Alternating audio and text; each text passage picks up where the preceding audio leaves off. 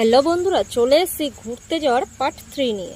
এইবার হয়তো তোমরা বুঝতে পারছো আমরা কোথায় এসেছি। আসলে আমরা এসেছি মায়াপুর স্কনে, তো বলতে পারো মায়াপুরে ঘুরতে এসেছি। তো বেশ জায়গাটা খুব সুন্দর লাগলো, তোমাদের পুরোটাই দেখাবো এই ভিডিওর মাধ্যমে, ঠিক আছে। আর মন্দিরটাও একবারে অসাধারণ, মানে তোমরা যদি একবার আসো তবেই তোমরা বুঝতে পারবে খুব সুন্দর মন্দিরটা। তো যাই হোক, আর এখানে দেখবে মন্দিরে ঢোকার আগে কয়েকজন দাঁড়িয়ে থাকবে তোমাকে তিলক দেওয়ার জন্য, ঠিক আছে। তো বাটি হাতে নিয়ে দাঁড়িয়ে আছে। আর ঢুকেই আমরা দেখলাম কিছু মানে বয়স্করা কীর্তন করে বেরোচ্ছে।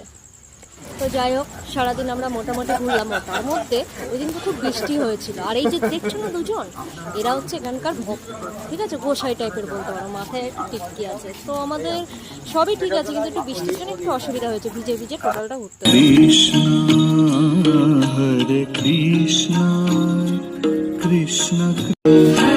আর হ্যাঁ, ওখানে একটা নিয়ম আছে, সেটা হচ্ছে ওরা বস্তা বা ব্যাগ দেবে, ওর মধ্যে আমাদের